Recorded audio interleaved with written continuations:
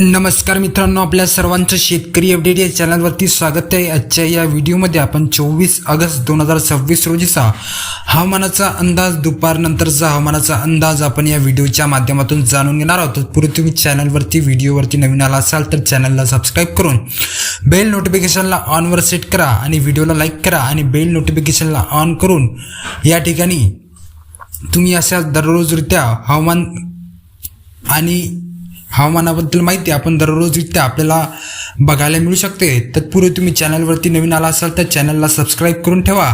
आणि या ठिकाणी दुपारचे 12 वाजत आहे। बऱ्याचशा भागामध्ये आपल्याला मध्यम ते मुसळधार ते अतिमुसळधार स्वरूपाचा पावसाचा अंदाज आपल्याला बघायला मिळणार आहे। या ठिकाणी रडारवरती बघू शकाल मित्रांनो, बऱ्याचशा भागामध्ये आपल्याला वाऱ्यासह, वादळी वाऱ्यासह आपल्याला मध्यम ते मुसळधार ते अतिमुसळधार स्वरूपाचा पावसाचा अंदाज आपल्याला बघायला मिळणार आहे। या ठिकाणी आपण सुरुवात करूया मित्रांनो पश्चिम किनारपट्टी लगतच्या प्रदेशाकडून।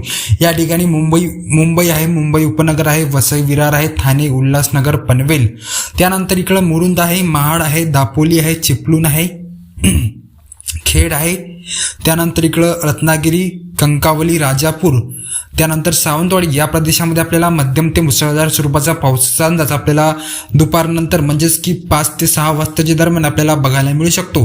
त्यानंतर इकडं आपण वळूया मित्रांनो, कोल्हापूर आहे, त्यानंतर सांगली, निप्पाणी, कराड, विटा, वडूज, सातारा, त्यानंतर भोर, त्यानंतर पुणे, चाकण या प्रदेशामध्ये आपल्याला मुसळधार तर नाही तर मध्यम स्वरूपाचा पावसाचा अंदाज आपल्याला बघायला मिळणार आहे। त्यानंतर इकडे जुन्नर आहे, अकोले, घोटी, त्यानंतर नाशिक, पेठ, औवा या प्रदेशामध्ये सुद्धा आपल्याला मध्यम स्वरूपाचा पावसाचा अंदाज आपल्याला दुपारनंतर बघायला मिळू शकतो। त्यानंतर इकडे नंदुरबारचा जो प्रदेश आहे मित्रांनो, नंदुरबार आहे, साक्री आहे, त्यानंतर धुळे, शिरपूर, मालेगाव, मनमाड, चाळीसगाव या प्रदेशामध्ये सुद्धा आपल्याला मध्यम स्वरूपाचा पावसाचा अंदाज आपल्याला दुपारनंतर बघायला मिळू शकतो। त्यानंतर इकडे श्रीरामपूर आहे, त्यानंतर अहिल्यानगर, छत्रपती संभाजीनगर, त्यानंतर पैठण, जामखेड हा जो प्रदेश आहे मित्रांनो, या प्रदेशामध्ये आपल्याला हवामान फारसं कोरडं असणार आहे मित्रांनो। त्यानंतर इकडं दौंड आहे, बारामती, इंदापूर, त्यानंतर वडूज, सांगोले, पंढरपूर, त्यानंतर इकडं बार्शी आहे, सोलापूर, धाराशिव, नलदुर्ग, अक्कलकोट, करमाळा, त्यानंतर इकडं मोहोळ आहे, तुळजापूर आहे, बार्शी आहे, तेर आहे, नलदुर्ग, अक्कलकोट, लोहारा या प्रदेशामध्ये आपल्याला मध्यम स्वरूपाचा पावसाचा अंदाज आपल्याला दुपारनंतर बघायला मिळू शकतो। त्यानंतर इकडे मित्रांनो आपण ओळूया मित्रांनो, लातूर आहे, औसा आहे, त्यानंतर उंबरगा, निलंगा, शिरूर, अनंतपल, त्यानंतर इकडं अंबेजोगाई आहे, केज आहे, कळंब आहे, त्यानंतर बीड आहे, त्यानंतर लोणीघाट, वडवानी, माजलगाव, गेवराई, रामपुरी हा जो प्रदेश आहे मित्रांनो, बीड आहे, लातूर आहे, त्यानंतर इकडं धाराशिवचा काही प्रदेश, या प्रदेशामध्ये आपल्याला तिन्ही जिल्ह्यामध्ये आपल्याला काही ठिकाणी हवामान कोरडं असणार आहे, काही ठिकाणी मध्यम स्वरूपाचा पावसाचा अंदाज आपल्याला बघायला मिळणार आहे। त्यानंतर इकडं जालना आहे, अंबड आहे, त्यानंतर देऊळगाव राजा, फुलंब्री, भोकरदन, त्यानंतर पिसोर आहे, त्यानंतर इकडं शेवगाव, पाचोरा, परोळा, एरंडोल, अंबळनेर, चोपडा, त्यानंतर जळगाव आहे, यावल, भुसावळ, मुक्ताईनगर, बऱ्हाणपूर, रावेर, त्यानंतर इकडं शिरपूर आहे, त्यानंतर परोळा, पाचोरा आहे या प्रदेशामध्ये सुद्धा आपल्याला मध्यम स्वरूपाचा पावसाचा अंदाज आपल्याला दुपारनंतर बघायला मिळणार आहे। त्यानंतर इकडं आपण जालना जिल्ह्याकडे वळूया, जालना आहे, चिखली आहे, त्यानंतर जाफराबाद, देऊळगाव राजा, त्यानंतर भोकरदन, परतूर आहे, मंठा आहे, त्यानंतर शेलू, लोणार, जिंतूर, परभणी, पाथरी, गंगाखेड, त्यानंतर इकडं पूर्णा, बसमत, औंढा नागनाथ, हिंगोली, शेनगाव या प्रदेशामध्ये सुद्धा आपल्याला मध्यम ते काही ठिकाणी मध्यम स्वरूपाचा तर काही ठिकाणी आपल्याला कोरडा हवामान असणार आहे मित्रांनो, हा अंदाज तुम्ही लक्षात ठेवा। त्यानंतर इकडं नांदेड जिल्ह्यामध्ये नांदेड आहे, त्यानंतर भोकर आहे, त्यानंतर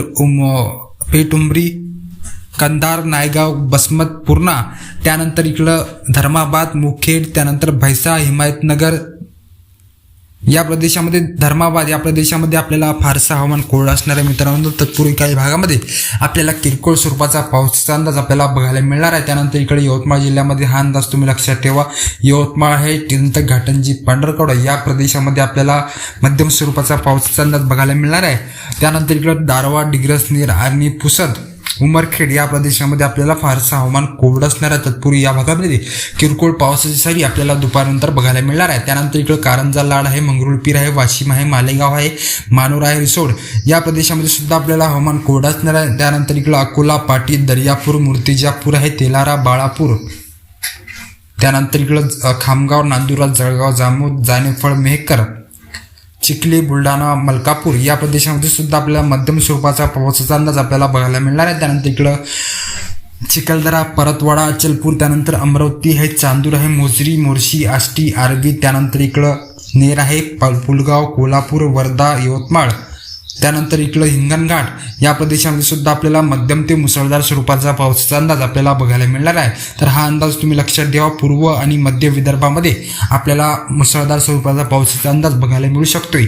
त्यानंतर इकडं काटोल आहे, नरखेड आहे, वरुड आहे, सावनेर आहे, संसार आहे, धवलपूर, नागपूर, त्यानंतर उमरेड, मौंडा, रामटेक, त्यानंतर भंडारा, तुमसर, तिरोरा, गोंदिया, साकोली, वारासिवनी, देवरी, त्यानंतर अर्जुनी, मोरगाव, ब्रह्मपुरी, आरमोरी, त्यानंतर गडचिरोली, कोळासा, चंद्रपूर, राजुरा, पोबुर्णा, गोंडपिंपरी, चमरोशी, त्यानंतर इकडं भद्रावती या प्रदेशामध्ये आपल्याला मध्यम ते मुसळधार स्वरूपाचा पावसाचा अंदाज आपल्याला दुपारनंतर बघायला मिळणार आहे. तर ही होती मित्रांनो आपल्याला 24 ऑगस्ट दुपारनंतरचा हवामानाचा अंदाज. तुम्हाला जर व्हिडिओ आवडला, व्हिडिओला लाईक करा, चॅनलला सबस्क्राईब